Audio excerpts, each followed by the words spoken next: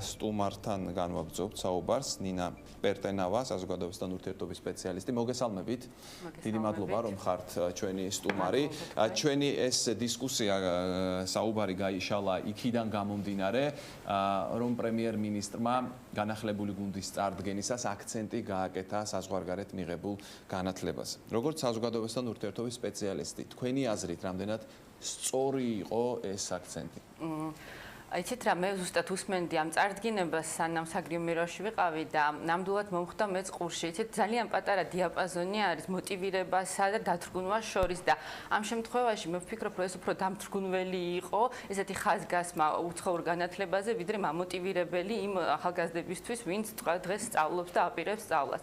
ჩემ შემთხვევაში დავაყოლებდი იმას, რომ ძალიან ბევრი ადამიანია, ძალიან ბევრი სტუდენტია, რომელიც ძალიან კარგად სწავლობენ და ეს არ არის ვთქვათ ხაზგას აღსანიშნავი, რომ მაინც და მაინც უნდა იყოს რაღაც კოლუმბიის უნივერსიტეტის კურს დამთავრებული ან ჰარვარდის, რომ მას შეძლოს კარგად და სახელმწიფოსთვის სასარგებლო საქმის გაკეთება. მე პირადად, როდესაც აქ მივიღე 90-იან წლებში განათლება და ჩავედი ამერიკაში გასაღრმავებლად, ჩემი სპეციალობის განსავითარებლად, მე ტესტირება რო ჩამიტარეს, მითხრეს, რომ თეორიულად ყველაფერი იცი და მოდი პრაქტიკულ მიმართულებას მიხედავ. აქედან გამომდინარე, პირიქით გაუკვირდათ კიდევაც, რომ როგორ შეძლებთ, როდესაც ადამიანს აქვს სურვილი და мотиваცია ამის, ის აუცილებლად მიაღწევს მით უმეტეს დღევანდელ დღეს ინფორმაციულ საუკუნეში, ვის ხელმისაწვდომია უამრავი ძალიან საინტერესო უნივერსიტეტის კურსები ონლაინ, მათ შორის ძალიან საინტერესო პროფესორების კურსები ჩანაწერები არსებობს და დღეს ამის ხელმისაწვდომობა ნამდვილად არ არის პრობლემა.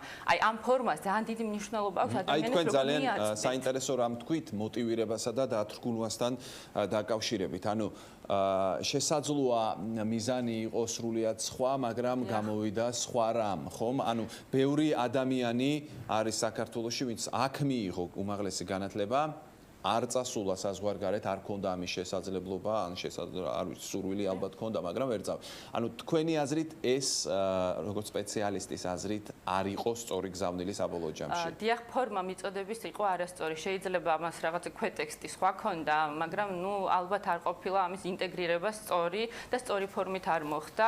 ხაზგასმა, მეც კი მომხდა ყურში, რომელიც ძალიან ობიექტური ვარ ხომ და ვცდილობ რაღაცა არ ვეძებო, ძალიან მომხდა ყურში, რომ იყო ხაზგასმა კურს დამთავრებული და ზოგიერთ კანდიდატზე საერთოდ არ იქნა ნათქვამი, რა ქონდა დამთავრებული. ეს იგულისხმებოდა ალბათ, რომ საქართველოში ქონდა განათლება მიღებული, ანუ ის არც კი ახსენეს, სად იყო მისთვის განათლება, მისი განათლება მიღებული.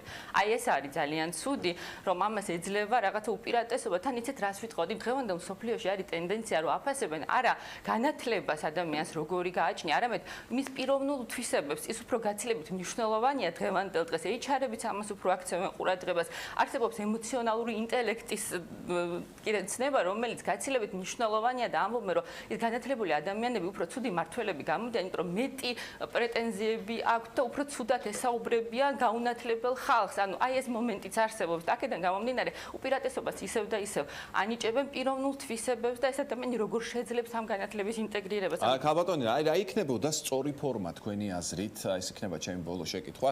როდესაც მაგალითად გუნდის ლიდერს სურს წარმოაჩინოს ახალი წევრები, რომელთაც პრესტიჟულ უმაღლეს სასწავლებლებში საზღვარგარეთ მიიღეს განათლება. ეს მართლაც არის ცდუნება, რომ უთხრა საზოგადოებას, რომ აი მე გუნდში მოვიყვანე ადამიანები, რომელთაც ასეთი განათლება აქვთ, ასეთ პრესტიჟულ უმაღლეს სასწავლებლებში. როგორ უნდა მოიძებნოს აქ სწორი ფორმა თქვენი აზრით?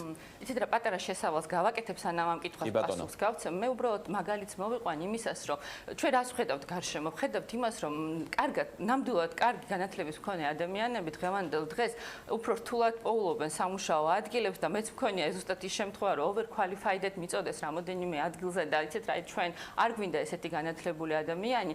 ეს პრობლემა, როდესაც არსებობს და როდესაც ის ადამიანები, რომელიც უცხოეთში სწავლობდნენ და დღეს ჩამოვიდნენ და აქვთ კიდე სურვილი ჩამოსვლის, ვერ პოულობენ აქ სათანადო სამუშაოს და ხალხი ხედავს იმას, რომ მისთვის არ არის აუცილებელი, ვთქვათ, კონდეს მსგავსი განათლება, ისე მუშაობენ და დღევანდელ პარლამენტს თუ გადავხედავ და ძალიან ბევრ თანამდებობაზე ვინც არის, მით უმეტეს მივხვდები ვთქვებით, რომ ეს არ არის პრიორიტეტული და უცებ ეს პოზიციონირება სრულიად იცვლება და ჩვენ გვაძლევენ წარგვიდგენენ იმ ადამიანებს, რომლებიც რადიკალურად სხვა მიმართულებით წაიყვანეს, ანუ პოზიციონირებაში არის დიდი აცდენა და ის ელექტორატი, რომელიც ყავდა ქართულ ოცნებას, თვითონ არის დაბნეული, იმიტომ რომ იცით რა, ის ადამიანის მასა რაღაც დონეზე არ არის განათლებული ისე როგორც თქვა ის კანდიდატები და იმათ იცით რის პრეტენზია უჩნდებათ, რომ აქამდე როდესაც თქვა ნაკლებად განათლებული ადამიანს ხედავდნენ რაღაც პოსტზე, ცუდად ცუდ რამეს ვამბობ, მაგრამ არის იმის იმედი, რომ თვითონაც მოხდეს მე იმ პოსტზე აქვს ადამიანებს ეგ ამბიცია, მით უმეტეს რაც უფრო ნაკლებად აქვთ ამის შესრულების უნარი, მით უფრო აქვთ ხოლმე ეს პრეტენზია. პირიქით რაც უფრო განათლებული ადამიანი, მის უფრო მეტი პასუხისგებლობა აქვს და ის უფრო ერიდება დიდ თანამდებობას და დიდ პასუხისგებლობას და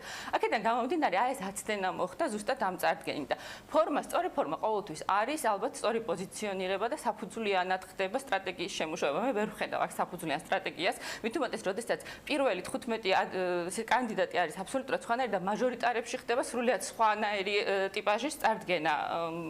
აი აქ უკვე ძალიან დიდ აცდენას ვხედავ და აი ეს მესიჯი რა თქმა უნდა არჩეულის უკვალოდ.